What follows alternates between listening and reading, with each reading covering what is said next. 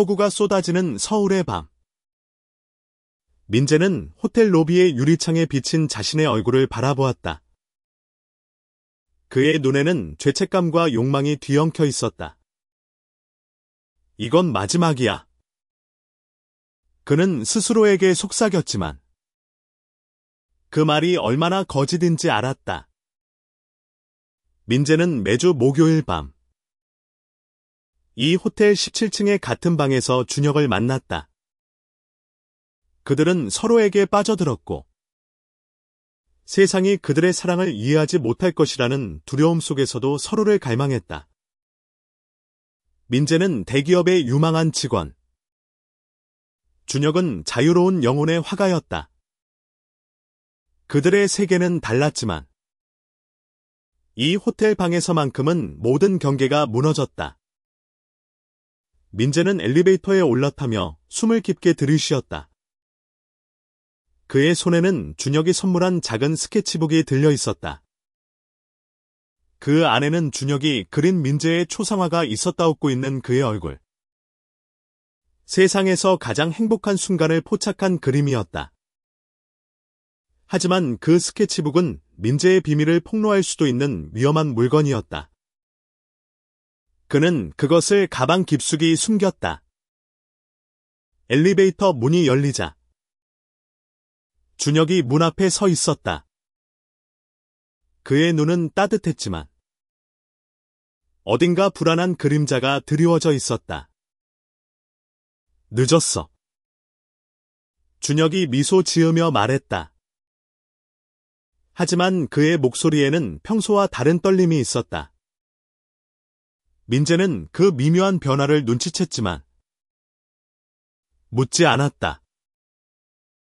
그는 준혁의 손을 잡고 방으로 들어갔다. 그들의 밤은처럼 정열적이었다. 하지만 이번에는 뭔가 달랐다. 준혁은 자꾸만 창밖을 바라보았고 민재는 그의 손이 미세하게 떨리는 것을 느꼈다. 무슨 일 있어? 민재가 물었다. 준혁은 고개를 저으며 웃었지만 그 웃음은 어색했다. 다음 날 아침 민재가 회사로 돌아가기 위해 호텔을 떠나려던 순간 그의 전화기가 진동했다. 익명의 메시지였다. 화면에는 사진 한 장이 떠 있었다. 민재와 준혁이 호텔 복도에서 손을 잡고 있는 모습. 민재의 심장이 멎는 듯했다. 메시지에는 단 한 줄이 적혀 있었다. 이 사진이 내 아내에게 가지 않기를 바라. 민재는 숨을 쉴 수 없을 정도로 공황에 빠졌다. 그의 아내. 소연은 그들의 결혼 생활이 완벽하다고 믿고 있었다. 그녀는 민재의 비밀을 전혀 모르고 있었다. 그는 준혁에게 전화했지만 전화는 받지 않았다. 준혁은 어디로 사라진 걸까? 그리고 이 사진은 누가 보낸 것일까? 민재는 회사로 향하는 택시 안에서 손을 떨며 사진을 다시 보았다. 그의 머릿속은 혼란으로 가득했다. 이 비밀은 그의 삶을 송두리째 무너뜨릴 수 있었다. 그는 준혁을 사랑했지만 동시에 소영과 딸 할인을 잃고 싶지 않았다. 그는 선택해야 했다. 사랑을 지킬 것인가? 아니면 가족을 지킬 것인가? 민재는 회사에 도착해도 집중할 수 없었다. 그의 동료들은 그의 창백한 얼굴을 보고 걱정했지만 그는 아무 말도 하지 않았다. 점심시간. 그는 준혁에게 다시 연락을 시도했다. 이번에는 문자로 답이 왔다. 미안해. 민재. 나도 몰랐어. 누군가 우릴 지켜보고 있었어. 민재는 준혁의 문자를 읽으며 심장이 쿵쿵 뛰었다. 누군가 그들을 지켜보고 있었다. 이건 단순한 협박이 아니었다. 그는 준혁과 함께 이 위기를 헤쳐나가야 했다. 하지만 준혁은 왜 이렇게 두려워하는 걸까? 민재는 그의 과거에 대해 아는 것이 거의 없었다. 준혁은 늘 자유로운 영혼처럼 보였지만 그 뒤에 숨겨진 이야기가 있을지도 모른다는 생각이 들었다. 그날 밤, 민재는 집으로 돌아갔다. 소연은 할인을 재우고 부엌에서 설거지를 하고 있었다. 그녀는 민재를 보며 따뜻하게 웃었다. 오늘 좀 피곤해 보여. 그녀가 말했다. 민재는 억지로 미소를 지으며 고개를 끄덕였다. 하지만 그의 마음은 이미 폭풍 속에 있었다. 민재는 소연이 잠든 후 몰래 준혁에게 전화를 걸었다. 만나야 해. 민재가 말했다. 내일. 평소 장소에서. 준혁은 잠시 망설이다 동의했다. 그들의 대화는 짧았지만 민재는 준혁의 목소리에서 두려움을 느꼈다. 그는 준혁이 뭔가를 숨기고 있다는 확신이 들었다. 다음 날, 민재는 다시 호텔로 향했다. 하지만 준혁은 나타나지 않았다. 대신 호텔 로비의 우편함에 민재의 이름이 적힌 편지가 있었다. 떨리는 손으로 편지를 열자 준혁의 필체가 보였다. 민재. 미안해. 내가 너를 위험에 빠뜨렸어. 내가 사라져야 해. 민재는 편지를 읽으며 다리가 풀렸다. 준혁이 사라졌다. 그리고 그 사진은 이제 그의 삶을 위협하는 폭탄이 되었다. 민재는 준혁을 찾기 위해 그의 작업실로 달려갔다. 하지만 작업실은 텅 비어 있었다. 캔버스와 물감만이 어지럽게 흩어져 있었다. 민재는 준혁의 스케치북을 발견했다. 그 안에는 민재의 초상화 외에도 낯선 남자의 얼굴이 그려져 있었다. 그 남자는 누구일까? 그리고 왜 준혁은 사라진 걸까? 민재는 준혁의 친구들에게 연락을 시도했지만 아무도 그의 행방을 몰랐다. 그는 점점 더 깊은 절망 속으로 빠져들었다. 이 모든 것은 그의 불륜에서 시작되었다. 하지만 이제는 단순한 불륜이 아니었다. 누군가 그들을 노리고 있었다. 그리고 그 누군가는 민재의 삶을 파괴할 준비가 되어 있었다. 민재는 준혁의 작업실에서 발견한 낯선 남자의 초상화를 멍하니 바라보았다. 그림 속 남자는 30대 중반쯤으로 보였고 그의 눈빛에는 깊은 슬픔이 담겨 있었다. 민재는 이 남자가 준혁의 과거와 관련이 있을 거라는 직감이 들었다. 그는 스케치북을 가방에 넣고 작업실을 떠났다. 서울의 거리는 여전히 비가 내리고 있었다. 민재는 우산도 없이 거리를 헤매며 준혁을 찾았다. 그의 머릿속은 혼란으로 가득했다. 준혁은 왜 이렇게 갑자기 사라진 걸까? 그리고 그 사진을 보낸 사람은 누구일까? 그는 자신의 비밀이 폭로될까 두려웠지만 그보다 준혁의 안위가 더 걱정되었다. 민재는 준혁의 친구 중 한 명인 예린에게 연락했다. 예린은 준혁과 같은 예술가 모임에서 활동하는 20대 후반의 여성이었다. 그녀는 준혁이 최근 이상 행동을 보였다고 말했다. 준혁이 몇 주 전부터 누군가 자신을 미행한다고 했어. 예린이 말했다. 하지만 우리 모두 그게 그냥 스트레스 때문이라고 생각했지. 민재는 예린의 말을 듣고 더욱 불안해졌다. 준혁이 미행당하고 있었다면? 그 사진은 우연히 찍힌 것이 아니었다. 누군가 의도적으로 그들을 노리고 있었다. 민재는 예린에게 그 낯선 남자의 초상화에 대해 물었다. 예린은 잠시 침묵하더니 그건 준혁이 자주 언급하던 사람일지도 몰라. 이름은 태연이었나? 오래전 연인이었다고 했어. 태연. 민재는 그 이름을 처음 들었다. 준혁은 자신의 과거에 대해 거의 말하지 않았다. 민재는 태연이 준혁의 사라짐과 관련이 있을 거라는 생각에 사로잡혔다.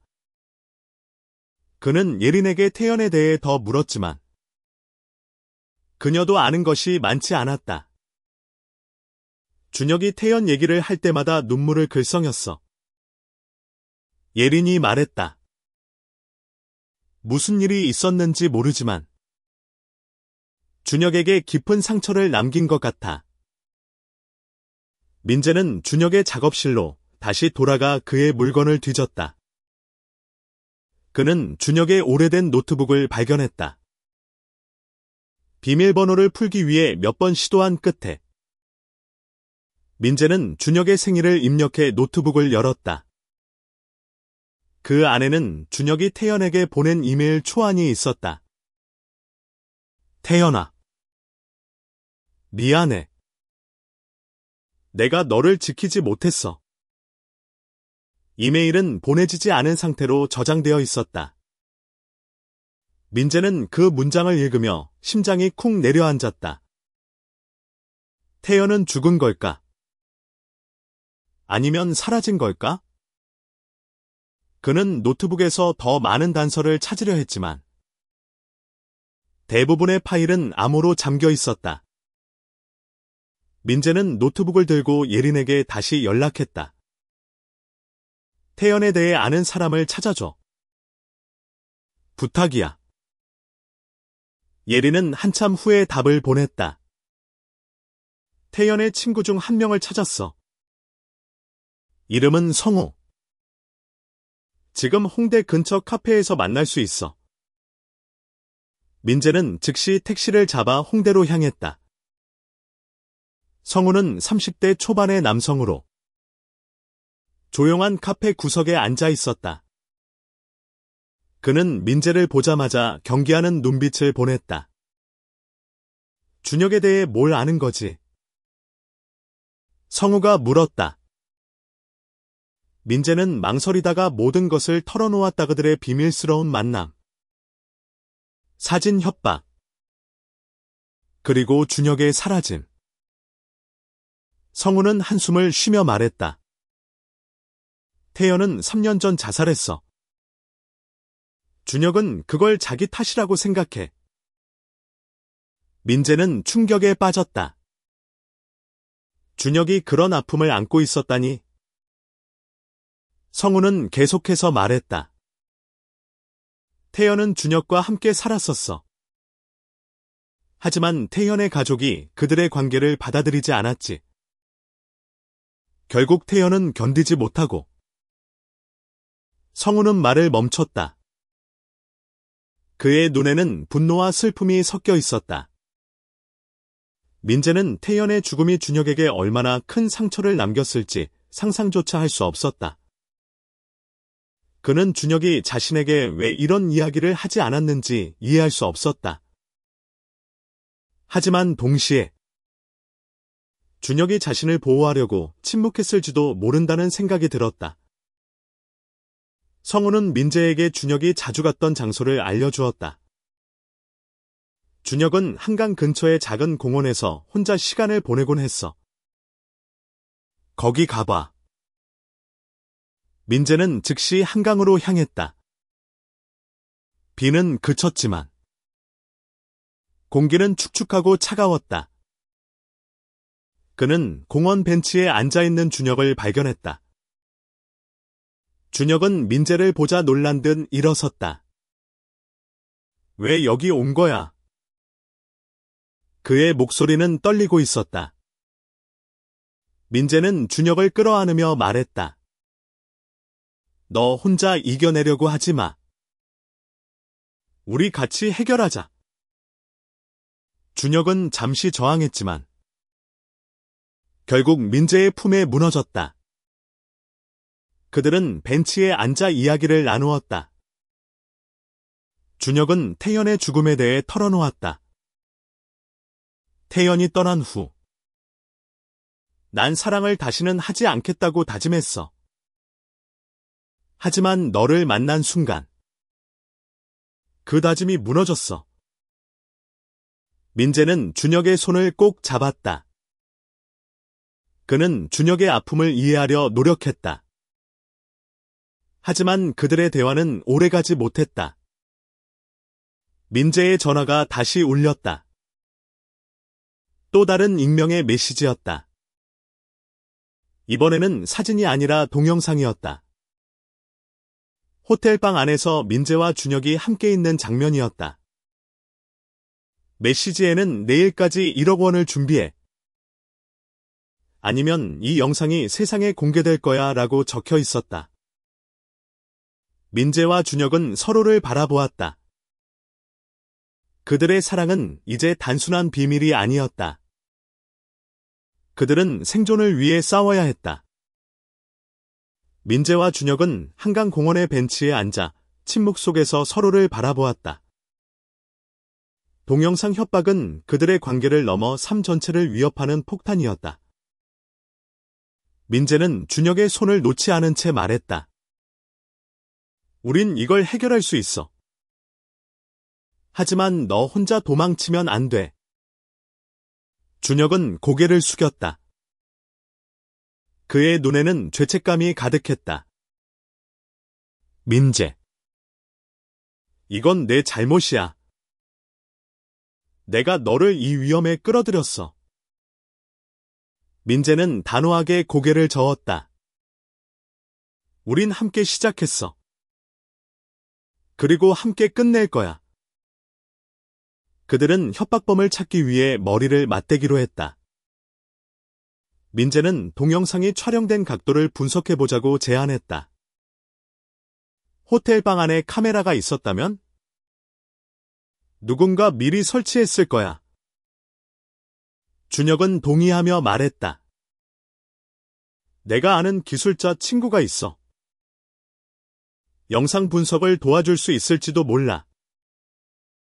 그들은 즉시 준혁의 친구 민수에게 연락했다. 민수는 20대 후반의 한국인 남성으로 영상 편집과 보안 시스템에 능통한 프리랜서였다. 민수는 그들의 이야기를 듣고 심각한 표정을 지었다. 이런 일은 흔치 않아. 누군가 너희를 의도적으로 노린 거야. 민수는 동영상을 분석하며 카메라가 호텔방의 천장 환풍구에 설치되었을 가능성을 제기했다. 이건 전문가가 한 일이야. 아마도 돈을 노린 협박범이거나 개인적인 원한이 있는 누군가일 거야. 민재는 준혁을 바라보았다. 태연과 관련이 있을까? 준혁은 고개를 저었다. 태연의 가족은 나를 증오했지만 이런 짓을 할 사람들은 아니야. 하지만 그의 목소리에는 확신이 부족했다. 민재는 준혁이 뭔가를 더 숨기고 있다고 느꼈다. 그는 준혁의 손을 잡으며 말했다. 더 이상 숨기지 마. 나한테 모든 걸 말해. 준혁은 한숨을 쉬며 입을 열었다. 태연의 오빠. 혁진. 그는 태연의 죽음 이후 나를 용서하지 않았어. 몇 달 전. 우연히 길에서 마주쳤을 때 그는 나를 위협했어. 내가 다시 누군가를 사랑한다면? 절대 가만두지 않겠다고. 민재는 그 말을 듣고 소름이 끼쳤다. 혁진이 협박범일 가능성이 높아 보였다. 민재와 준혁은 민수의 도움을 받아 혁진의 행방을 추적하기로 했다. 민수는 혁진의 소셜미디어 계정을 찾아냈다. 혁진은 40대 초반의 한국인 남성으로 건설 회사에서 일하는 평범한 직장인처럼 보였다. 하지만 그의 최근 게시물에는 분노와 상실감이 담긴 글들이 많았다. 민재는 혁진을 직접 만나기로 결심했다. 그는 준혁에게 말했다. 내가 그를 만나서 대화해 볼게. 만약 그가 협박범이라면 우리가 먼저 움직여야 해. 준혁은 불안한 표정으로 고개를 저었다. 위험해. 민재. 혁진은 예측할 수 없는 사람이야. 하지만 민재는 물러서지 않았다. 그는 혁진의 직장 근처로 찾아갔다. 혁진은 건설 현장 사무실에서 민재를 맞았다. 그는 차가운 눈빛으로 민재를 바라보며 말했다. 너 준혁이랑 같이 다니는 놈이지? 왜 날 찾아온 거야? 민재는 침착하게 말했다. 우릴 협박하는 게 당신이죠. 그만해요. 준혁은 이미 충분히 고통받았어요. 혁진은 코웃음을 치며 말했다. 고통. 그놈 때문에 내 동생이 죽었어. 너도 그놈한테 속고 있는 거야. 혁진의 말에는 날카로운 증오가 담겨 있었다. 하지만 민재는 그의 눈에서 진짜 협박범의 냉혹함을 느끼지 못했다. 혁진은 분노했지만 그를 협박범으로 단정하기에는 뭔가 부족했다. 민재는 혁진에게 사진과 동영상에 대해 물었지만 그는 전혀 모르는 척했다. 민재는 혁진과의 대화에서 단서를 얻지 못한 채 돌아왔다. 그는 준혁과 민수에게 결과를 공유했다. 민수는 다른 가능성을 제기했다. 호텔 직원 중 누군가가 카메라를 설치했을 수도 있어. 돈을 노리는 내부자가 흔히 저지르는 수법이야. 민재와 준혁은 호텔로 돌아가기로 했다. 그들은 로비에서 매니저를 만나 방해 보안 시스템에 대해 물었다. 매니저는 당황하며 모든 방은 정기적으로 점검된다고 주장했지만 민재는 그의 태도가 어딘가 부자연스럽다고 느꼈다.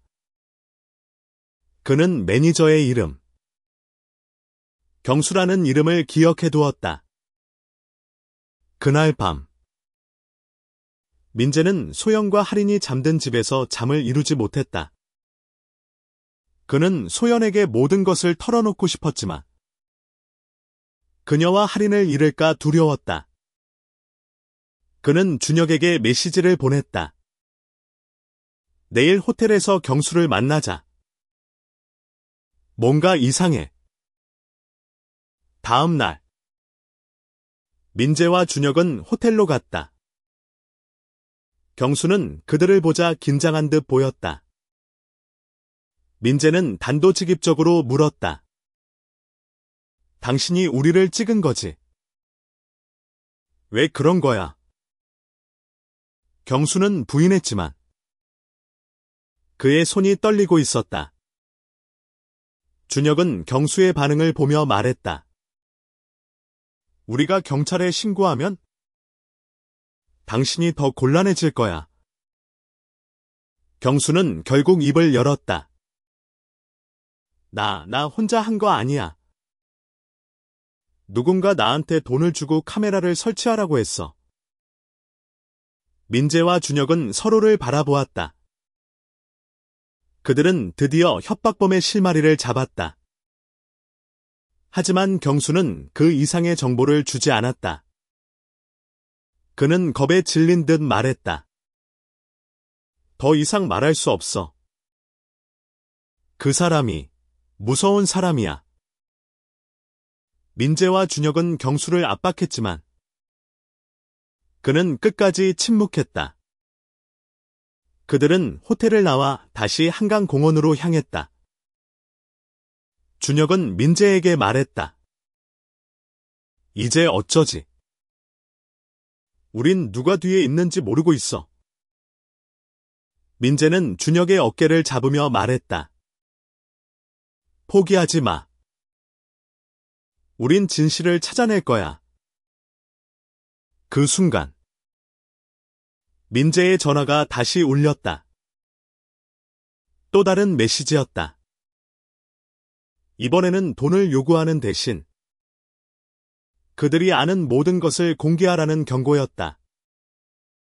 너희가 진실을 찾으려 한다면 모두가 너희 비밀을 알게 될 거야.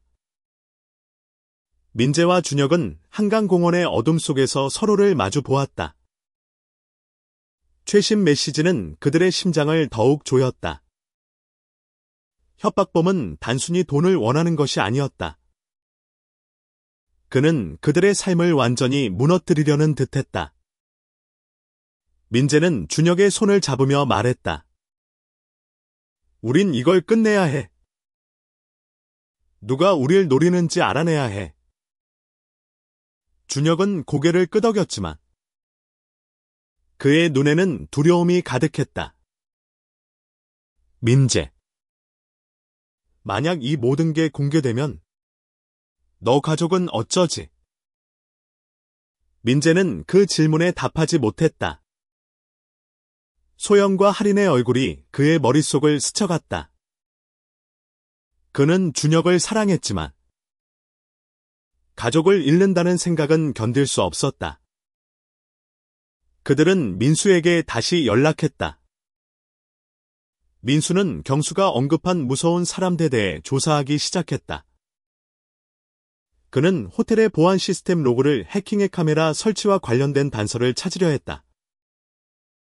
몇 시간 후 민수는 중요한 정보를 발견했다. 카메라를 설치한 사람은 호텔 외부에서 접속한 IP 주소를 사용했어.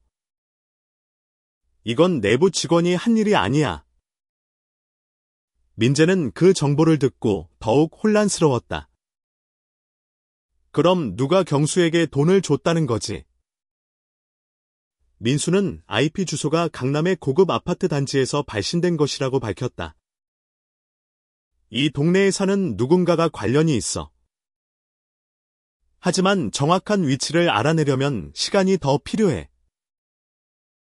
민재와 준혁은 기다릴 시간이 없었다.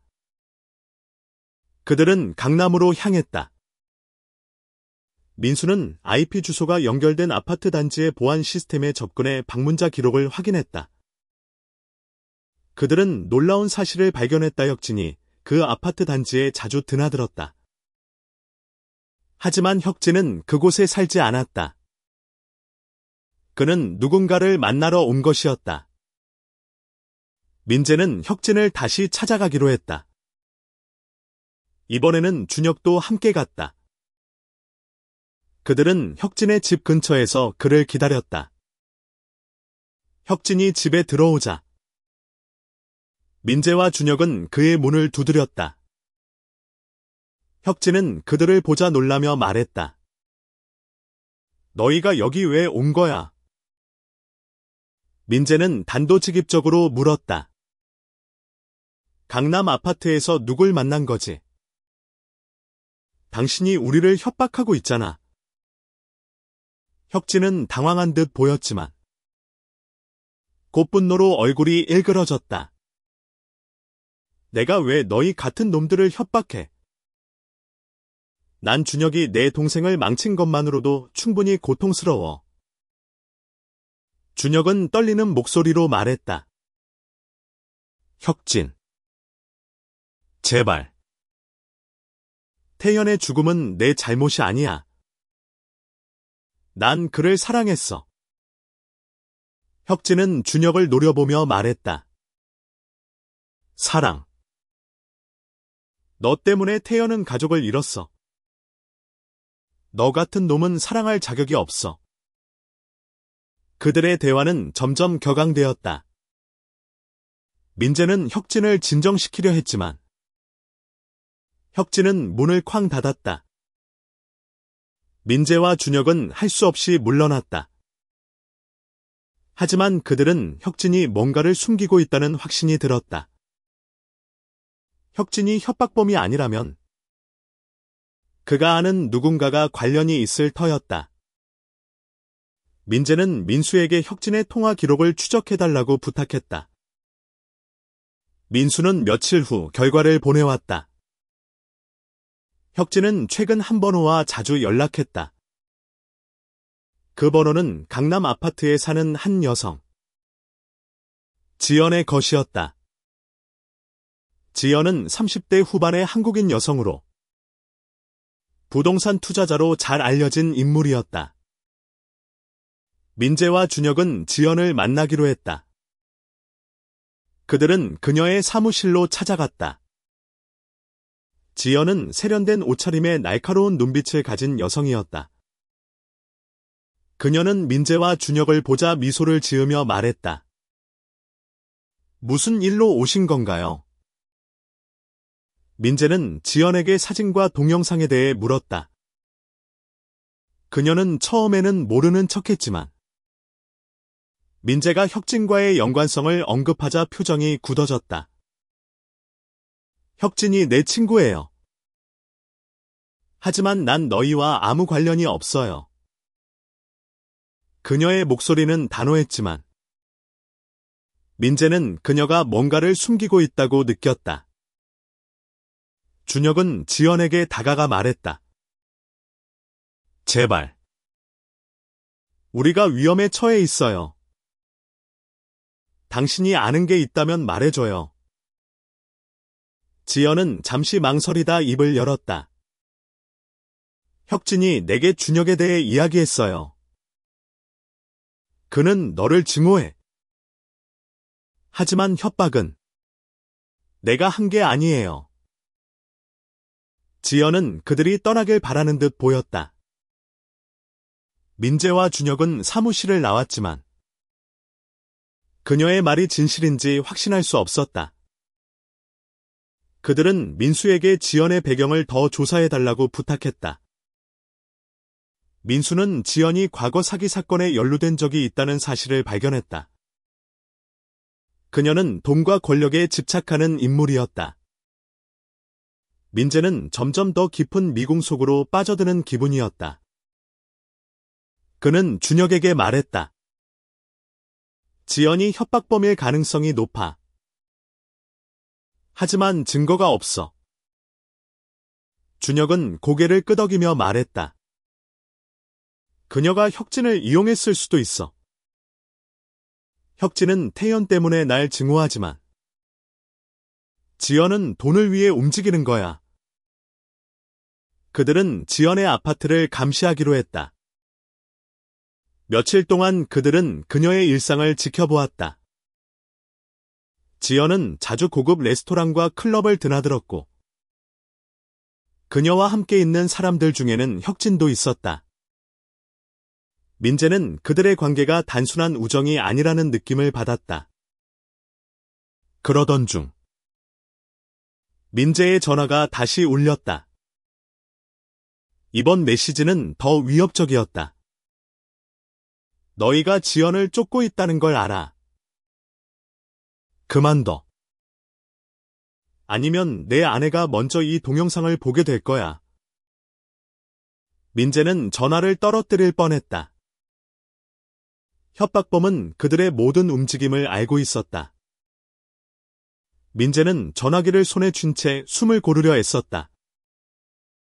협박범이 그들의 움직임을 알고 있다는 사실은 그들을 더욱 궁지로 몰았다. 준혁은 민재의 어깨를 잡으며 말했다. 우린 너무 깊이 들어왔어. 이제 경찰에 신고해야 할까? 민재는 고개를 저었다. 경찰에 신고하면 이 모든 게 공개될 거야. 소영과 할인이 다칠 거라고. 민재는 가족을 지키고 싶었지만 준혁을 잃고 싶지도 않았다. 그는 갈등 속에서 점점 더 지쳐갔다. 준혁은 민재의 손을 잡으며 말했다. 내가 떠날게. 내가 사라지면 이 모든 게 끝날지도 몰라. 민재는 단호하게 말했다. 그건 해결책이 아니야. 우린 함께 싸워야 해. 그들은 민수에게 다시 도움을 청했다. 민수는 지연의 통신 기록을 더 깊이 파헤쳤다.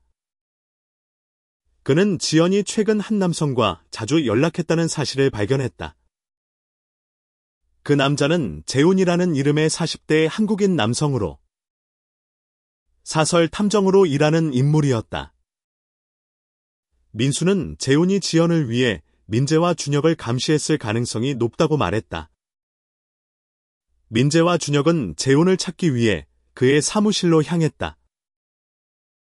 재훈은 강남의 허름한 건물에 작은 사무실을 운영하고 있었다. 그는 민재와 준혁을 보자 놀라지 않은 척했지만 그의 눈빛에는 긴장이 스쳐갔다. 무슨 일로 온 거지? 재훈이 물었다. 민재는 재훈에게 사진과 동영상에 대해 물었다. 재훈은 처음에는 부인했지만 민재가 지연과의 연관성을 언급하자 태도가 바뀌었다. 난 그냥 의뢰받은 일을 했을 뿐이야. 지연이 너희를 조사해달라고 했어. 민재는 분노를 억누르며 물었다. 왜? 그녀가 원하는 게 뭐야? 재훈은 한숨을 쉬며 말했다. 지연은 돈을 원해. 하지만 그녀 뒤에는 더 큰 누군가가 있어. 난 그 사람의 이름을 모르고 그냥 지연의 지시를 따랐을 뿐이야. 민재와 준혁은 재훈에게 그 더 큰 누군가 세대에 더 물었지만 그는 입을 굳게 다물었다. 민재는 재훈의 사무실을 나오며 준혁에게 말했다. 지연이 중심에 있어. 그녀가 모든 걸 조종하고 있는 거야. 준혁은 고개를 끄덕이며 말했다. 하지만 그녀가 왜 우릴 노리는 걸까? 돈 때문만은 아닌 것 같아. 그들은 지연의 과거를 더 파헤치기로 했다. 민수는 지연이 과거 태연과도 연관이 있었다는 충격적인 사실을 발견했다. 지연은 태연의 죽음 직전 태연의 가족과 자주 연락했던 인물이었다. 그녀는 태연의 가족에게 준혁이 태연을 망쳤다고 설득하며 그들의 분노를 부추겼다. 민재는 그 사실을 알게 되자 준혁에게 모든 것을 말했다. 준혁은 충격에 빠졌다. 지연이 태연의 죽음에 관여했을지도 몰라. 그의 목소리는 떨리고 있었다. 민재는 준혁을 안으며 말했다. 우린 그녀를 막아야 해. 태연을 위해서. 그리고 우리를 위해서. 그들은 지연을 직접 대면하기로 했다. 민재는 지연에게 메시지를 보내 그녀를 호텔로 불러냈다. 지연은 자신감 넘치는 태도로 나타났다. 이제 포기한 거야. 돈을 준비했나? 그녀가 비웃으며 말했다. 민재는 차갑게 대답했다. 당신이 태연의 죽음에 관련이 있다는 걸 알아. 그리고 우리가 그 진실을 밝혀낼 거야. 지연의 얼굴이 굳어졌다. 그녀는 잠시 침묵하더니 말했다. 너희가 뭘 아는지는 모르겠지만 너무 멀리 갔어. 지연이 떠난 후 민재와 준혁은 그녀의 반응에서 그녀가 뭔가를 숨기고 있다는 확신을 얻었다. 그들은 민수에게 지연의 재정 기록을 조사해달라고 부탁했다. 민수는 지연이 최근 거액의 돈을 익명의 계좌로 송금받았다는 사실을 발견했다. 그 계좌는 해외에 등록되어 있어 추적이 어려웠다. 민재는 점점 더 깊은 음모 속으로 들어가고 있다는 느낌을 받았다. 그는 소연에게 진실을 말해야 할지 고민했다. 하지만 그 순간 소연에게서 전화가 왔다. 민재. 오늘 누가 집 앞에서 이상하게 서성였어. 할인이 무서워했어. 민재는 심장이 멎는 듯했다. 협박범은 이제 그의 가족까지 노리고 있었다. 민재는 준혁과 함께 소연과 할인을 안전한 곳으로 옮기기로 했다. 그는 소연에게 모든 것을 털어놓지 않고 잠시 친척 집으로 가자고 설득했다.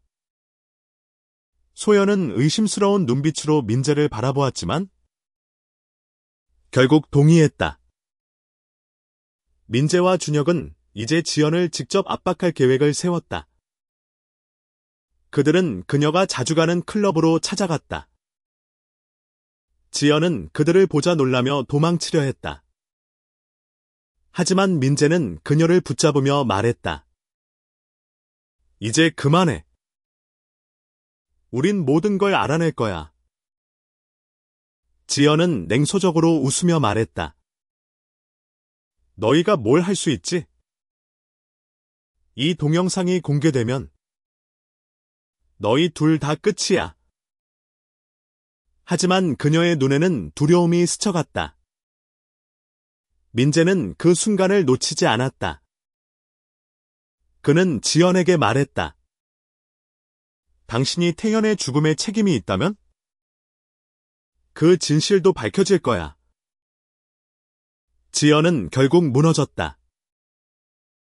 그녀는 떨리는 목소리로 말했다. 난 태연을 죽게 한 게 아니야. 하지만 그의 가족에게 준혁을 비난하도록 부추겼어. 그들이 나에게 돈을 줬어. 민재와 준혁은 충격에 빠졌다. 태연의 가족이 이 모든 일의 배후에 있었던 것이다. 지연의 고백은 민재와 준혁을 충격에 빠뜨렸다. 태연의 가족이 준혁을 파괴하기 위해 지연을 이용했다니. 민재는 준혁의 손을 잡으며 말했다. 이제 진실을 알아냈어. 우린 그들을 막을 수 있어. 준혁은 눈물을 글썽이며 고개를 끄덕였다.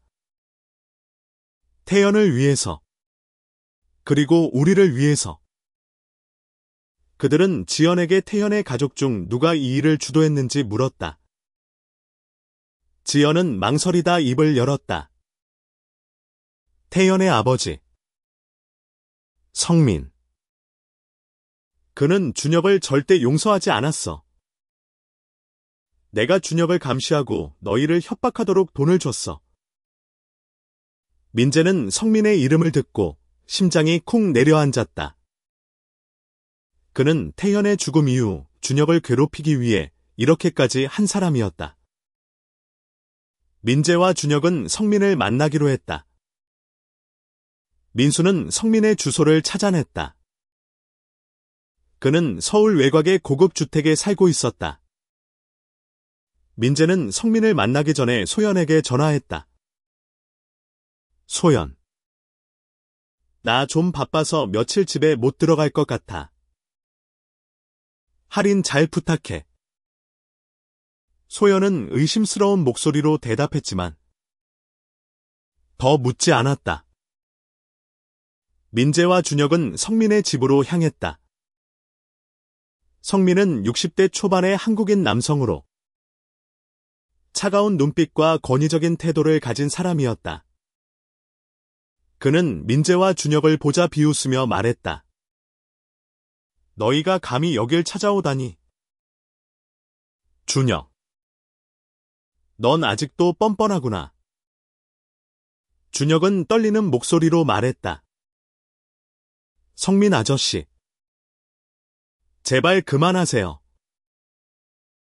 태연의 죽음은 제 잘못이 아니에요. 성민은 분노로 얼굴이 일그러졌다. 너 때문에 내 아들이 죽었어.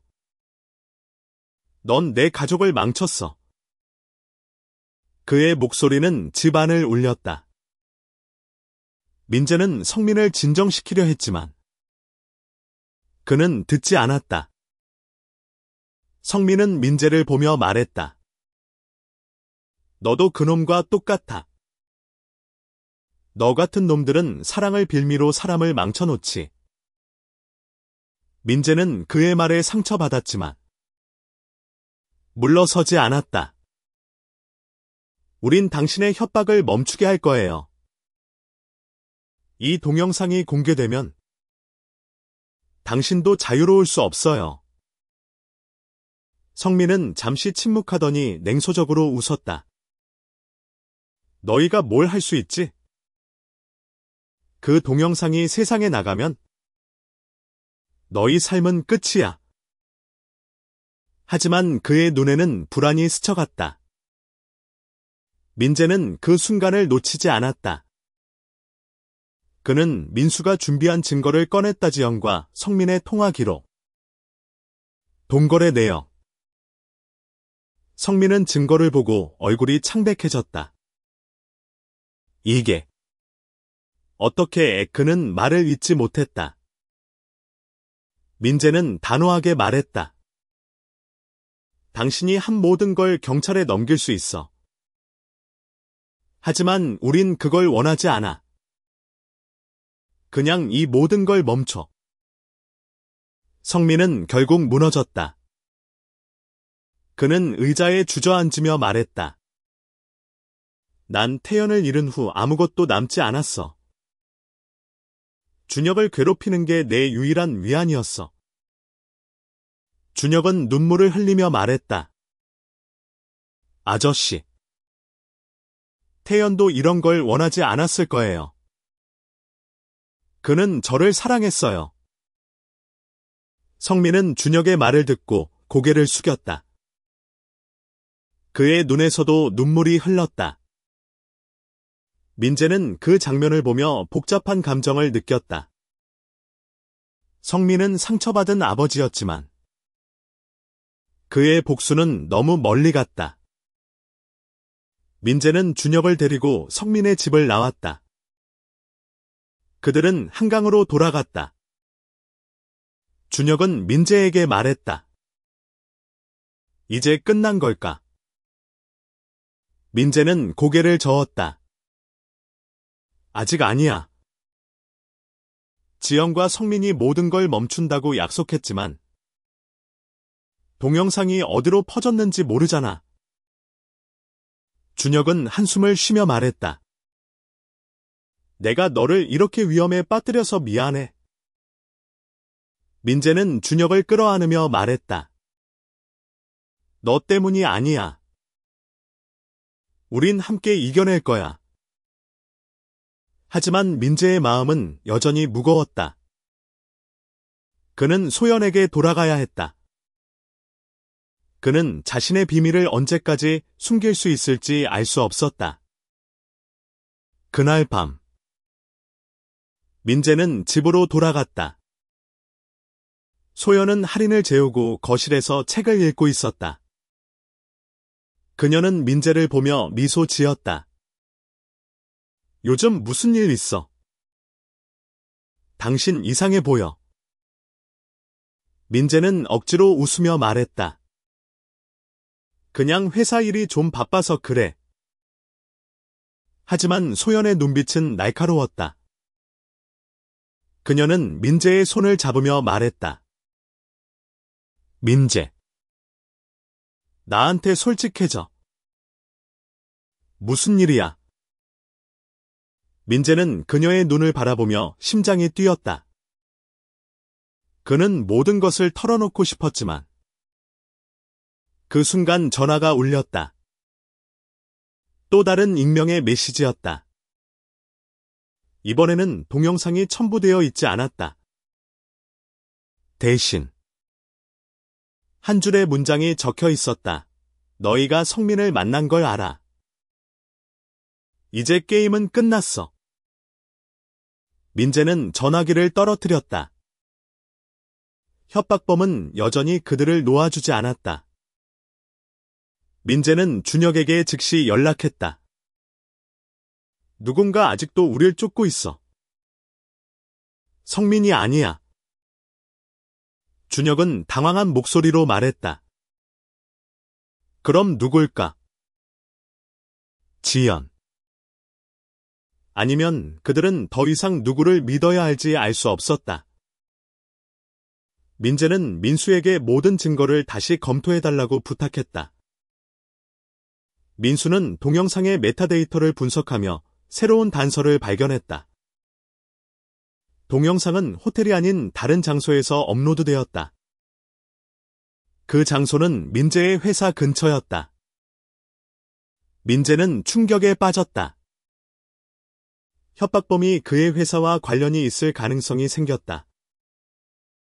민재는 회사 동료들 중 누가 자신을 의심스럽게 여겼는지 떠올리려 했다. 그의 상사. 혁수였다. 혁수는 50대 초반의 한국인 남성으로 민재의 승진을 시기하는 듯한 태도를 자주 보였다. 민재는 혁수가 자신을 감시했을 가능성을 의심했다.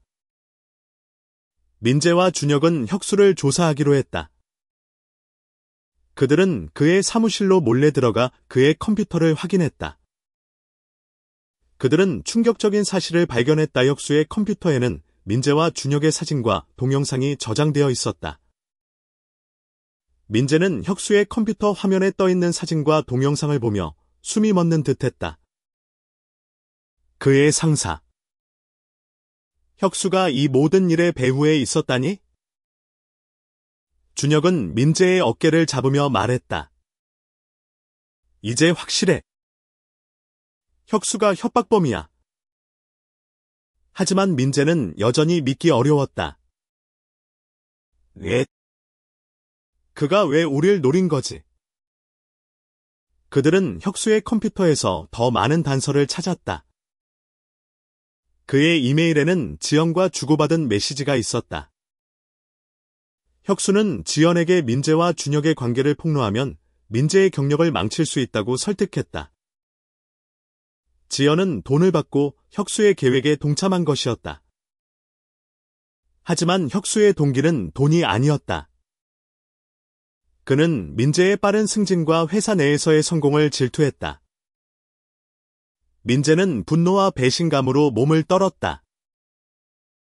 그는 혁수를 믿고 따랐던 상사였다. 하지만 이제 그는 혁수가 자신의 삶을 파괴하려 했다는 사실을 알았다. 준혁은 민재를 진정시키며 말했다. 우린 이 증거를 이용해 그를 막을 수 있어. 하지만 조심해야 해. 그는 위험한 사람이야. 민재와 준혁은 민수에게 모든 것을 공유했다. 민수는 혁수의 컴퓨터를 원격으로 해킹해 더 많은 증거를 수집했다. 그는 혁수가 최근 성민과도 연락했다는 사실을 발견했다. 혁수는 성민의 분노를 이용해 준혁을 공격하도록 부추겼다. 이 모든 것은 민재를 회사에서 몰아내기 위한 치밀한 계획이었다. 민재는 혁수를 직접 대면하기로 결심했다. 그는 회사로 찾아가 혁수의 사무실로 들어갔다. 혁수는 민재를 보자 놀란 척하며 말했다. 민재. 무슨 일이야? 이렇게 갑자기 찾아오다니? 민재는 차갑게 대답했다. 더 이상 연기하지 마. 내가 한 짓 다 알아. 혁수는 처음에는 부인했지만 민재가 증거를 꺼내자 얼굴이 굳어졌다. 너 어떻게 그걸? 그는 말을 잇지 못했다. 민재는 단호하게 말했다. 넌 내 삶을 망치려고 했어. 하지만 이제 끝이야. 이 증거를 경찰에 넘기겠어.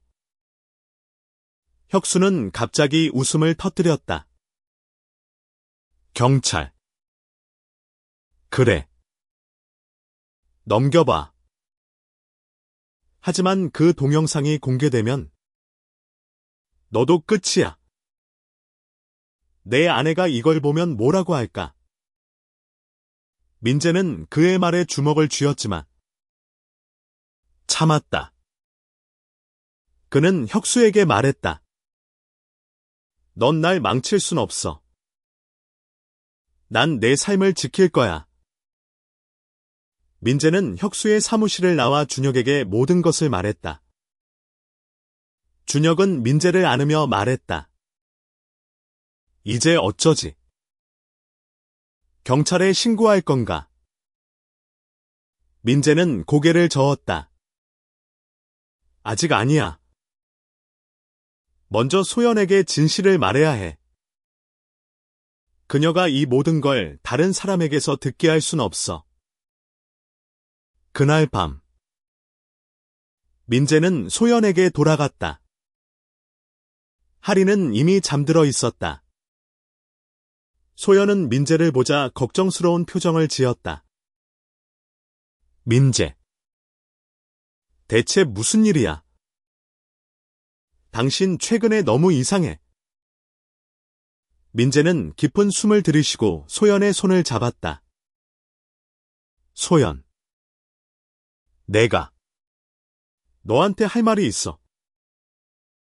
민재는 모든 것을 털어놓았다. 준혁과의 관계, 호텔에서의 만남, 협박. 그는 눈물을 흘리며 말했다. 미안해. 소연. 난 너와 할인을 사랑해. 하지만 준혁도 사랑해. 소연은 그의 말을 듣고 충격에 빠졌다. 그녀는 한참 동안 아무 말도 하지 않았다. 마침내 소연이 입을 열었다. 민재. 당신이 이런 비밀을 숨기고 있었다니? 나와 하리는 당신에게 전부였을 줄 알았어. 그녀의 목소리는 떨리고 있었다. 민재는 고개를 숙이며 말했다. 넌 내 전부야. 하지만 준혁은 내 일부야. 나 자신을 부정할 수 없었어. 소연은 눈물을 닦으며 말했다. 당신이 이렇게 솔직하게 말해줘서 고마워. 하지만 나한테 시간이 필요해. 그녀는 자리에서 일어나 방으로 들어갔다. 민재는 그녀의 뒷모습을 보며 가슴이 찢어지는 듯했다. 다음 날, 민재는 준혁과 함께 혁수를 다시 만났다. 그들은 혁수에게 모든 증거를 경찰에 넘기겠다고 경고했다. 혁수는 결국 백기를 들었다. 알았어.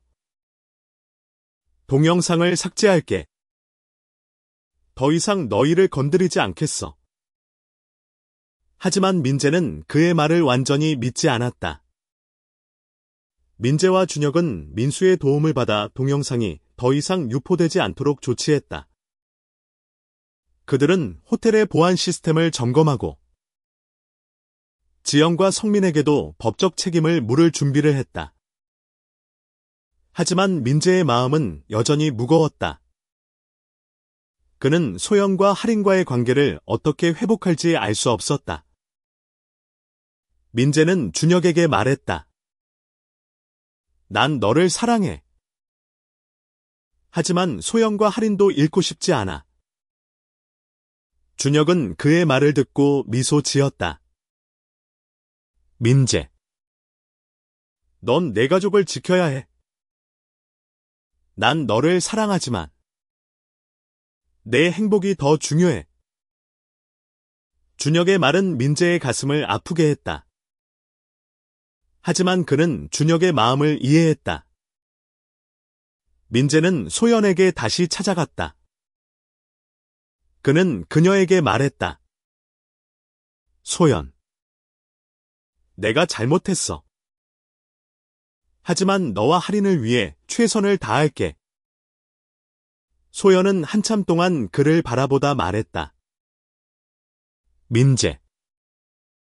난 당신을 용서하려고 노력할게. 하지만 우리 관계는 예전 같지 않을 거야. 민재는 소연의 말을 듣고 가슴이 무거웠지만 그녀가 자신을 용서하려 한다는 사실에 희망을 느꼈다. 그는 준혁과도 깊은 대화를 나눴다. 준혁은 민재에게 말했다. 민재, 넌 내 가족과 함께해야 해. 난 너를 사랑하지만 너를 자유롭게 놓아줄게. 준혁의 눈에는 슬픔이 가득했지만 그의 미소는 진심이었다. 민재는 준혁의 희생에 마음이 아팠다. 그는 준혁을 끌어안으며 말했다. 너 없이도 난 살아갈 수 있을지 모르겠어. 준혁은 그의 어깨를 토닥이며 말했다. 넌 강해. 그리고 난 항상 너를 응원할 거야. 민재는 소영과 할인을 위해 자신의 삶을 재정비하기로 했다. 그는 회사에서 혁수와의 문제를 해결하기 위해 인사팀에 모든 증거를 제출했다. 혁수는 결국 회사를 떠났고 지연은 사기 혐의로 경찰 조사를 받게 되었다. 성민은 준혁에게 사과 편지를 보냈다. 그는 자신의 복수가 잘못되었다고 인정하며 태연의 죽음에 대한 책임을 준혁에게 전가한 것을 후회했다. 민재는 소영과 함께 상담을 받기 시작했다. 그들은 서로의 상처를 치유하려 노력했다. 소연은 민재의 성정을 이해하려 했지만 그녀의 마음에는 여전히 아픔이 남아 있었다. 할인은 부모의 갈등을 모른 채 밝게 자랐다. 민재는 할인을 볼 때마다 그녀를 위해 더 나은 사람이 되어야겠다고 다짐했다. 준혁은 서울을 떠나 부산으로 이사했다. 그는 새로운 작업실을 열고 자신의 예술을 통해 치유를 시작했다. 그는 민재에게 가끔 편지를 보냈다. 그 편지에는 그의 그림과 함께 짧은 메시지가 담겨 있었다. 민재, 너는 내게 사랑이 뭔지 가르쳐줬어. 행복하길 바라. 민재는 준혁의 편지를 읽으며 눈물을 흘렸다. 그는 준혁과의 사랑이 그의 삶에 얼마나 큰 영향을 미쳤는지 깨달았다. 그는 자신의 성정을 받아들이고 동시에 가족을 지키기 위해 노력했다. 그는 소영과 함께 새로운 균형을 찾아갔다. 시간이 흘렀다. 민재와 소연은 여전히 함께였지만 그들의 관계는 이전과는 달랐다. 그들은 서로를 존중하며 할인을 위해 최선을 다했다. 민재는 가끔 한강공원에 가서 준혁과 보냈던 시간을 떠올렸다. 그는 준혁이 행복하길 바랐다. 어느 날, 민재는 준혁의 전시회 소식을 들었다. 그는 부산으로 내려가 준혁의 전시회를 찾았다. 전시회에는 준혁의 새로운 작품들이 가득했다. 그중 한 그림이 민재의 눈을 사로잡았다고와 준혁이 한강에서 손을 잡고 있는 모습이었다. 그림 아래에는 작은 글씨로 이렇게 적혀 있었다. 사랑은 자유다. 민재는 그 그림을 보며 미소 지었다. 그는 준혁을 찾아가 말했다. 네가 내 삶을 바꿨어. 고마워. 준혁은 민재를 보며 따뜻하게 웃었다. 너도 내 삶을 바꿨어. 민재. 그들은 더 이상 연인이 아니었지만 그들의 마음에는 서로에 대한 깊은 애정이 남아 있었다. 민재는 서울로 돌아와 소연과 할인에게 이 이야기를 전했다. 소연은 민재의 손을 잡으며 말했다. 당신이 솔직해진 걸 다행으로 생각해. 우리 함께 나아가자. 민재는 자신의 선택과 사랑, 그리고 용기에 대해 깊이 생각했다. 그는 자신이 누구인지 받아들이고 동시에 가족을 지키는 길을 찾았다. 그의 삶은 완벽하지 않았지만 그는 진실을 마주하며 앞으로 나아갔다. 그는 매주 호텔에서 비밀을 품었지만 결국 그 비밀은 그를 자유롭게 했다. 그의 사랑은 세상의 편견을 넘어 자신과 타인을 이해하는 힘으로 이어졌다. 민재는 한강을 바라보며 속삭였다. 고마워. 준혁. 그리고 고마워. 소연.